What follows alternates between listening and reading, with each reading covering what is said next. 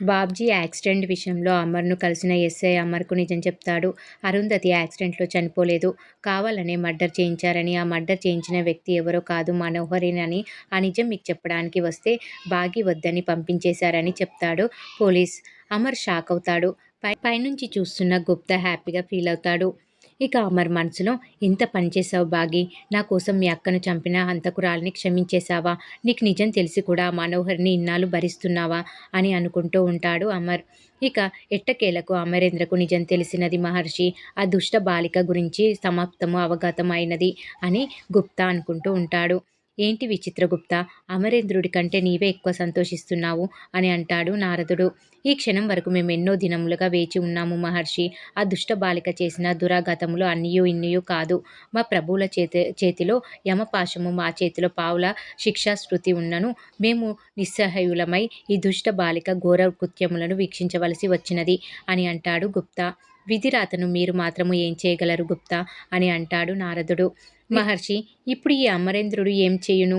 ఆ దుష్ట బాలికకు బుద్ధి వచ్చేలా చేయునా?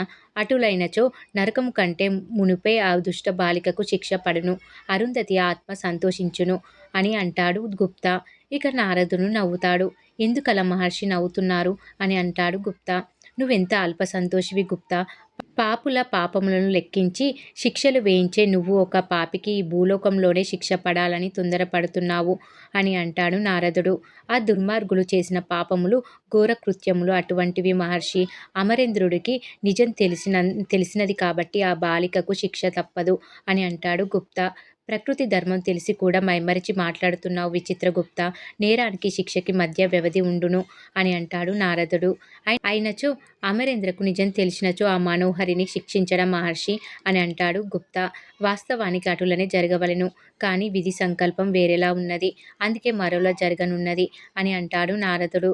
మరోలా అనినా ఏమి జరుగును మహర్షి అని అంటాడు గుప్తా. దుష్టులకు శిక్ష పడవలెనని మనం ఎంతగా కోరుకుంటామో ఆ శిక్ష నుంచి తప్పించుకోవాలని ఆ దుష్టులు కోరుకుంటారు విచిత్రగుప్త అని అంటాడు నారదుడు. అనినా ఆ మనోహరి తప్పించుకోబోతున్నదా అని అంటాడు గుప్తా. కాదు, తప్పు చేయబోతున్నది అని అంటాడు నారదుడు. మరలా తప్పు చేయబోతున్నదా? ఏంటా తప్పు మహర్షి అని అంటాడు గుప్తా. అవును, ఆ తప్పు ఆ అమరేంద్రకు ముప్పు తీసుకురాబోతున్నది అని చెప్తాడు నారదుడు. గుప్త భయపడుతూ ఉంటాడు. ఎస్ఐ నిజం చెప్పగానే అమర్ మనోహరి ఇంట్లో తిరిగిన విషయాలు, మాట్లాడిన మాటలు గుర్తు చేసుకుంటూ అరుంధతి చనిపోయిన ప్లేస్కు వెళ్తుంటాడు. అంత చెట్టు చాటు నుంచి గమనించిన మనోహరి భయపడుతూ ఉంటుంది. అప్పుడే అమర్ ఎస్ఐకి కాల్ చేసి రణవీర్కు ఇవ్వమంటాడు. చెప్పు అమరేంద్ర, నా వైఫ్ ఎవరో కనిపెట్టావా అని రణవీర్ అంటాడు. మనోహరే కదా నీ భార్య అని అంటాడు అమర్. ఇక రణవీర్ మనోహరి షాక్ అవుతారు. నువ్వు చాలా స్మార్ట్ అమరేంద్ర, చిన్న క్లూ ఇవ్వగానే మొత్తం కనిపెట్టావు. ఆ మనోహరే నా భార్య, సారీ నా ఎక్స్ వైఫ్. ఇన్నాళ్ళు నీ పక్కన ఉండి నన్ను కాపాడింది, తన్ను తాను కాపాడుకుంది అని చెప్తాడు రణవీర్. ఇక నాకు విషయం తెలియాలి, మనోహరి ఎందుకు ఇదంతా చేసింది అని అంటాడు అమర్. సింపుల్, మనోహరికి నువ్వంటే ఇష్టం, కానీ నువ్వు అరుంధతిని పెళ్లి చేసుకున్నావు, అప్పుడు మొదలైంది తన పగ అని రణవీర్ చెప్పగానే అమర్ షాక్ అవుతాడు. మనోహర్ని తిట్టుకుంటుంటే మనోహరి అంతా విని ఇక అమర్ని చంపేయాలని డిసైడ్ అవుతుంది. మరి ఏం జరగబోతుంది అనేది రాబోయే ఎపిసోడ్లో తెలుసుకుందాం. ఈ వీడియో కనుక మీకు నచ్చినట్లయితే లైక్ చేయండి, షేర్ చేయండి, సబ్స్క్రైబ్ చేయడం మాత్రం మర్చిపోకండి. Please subscribe.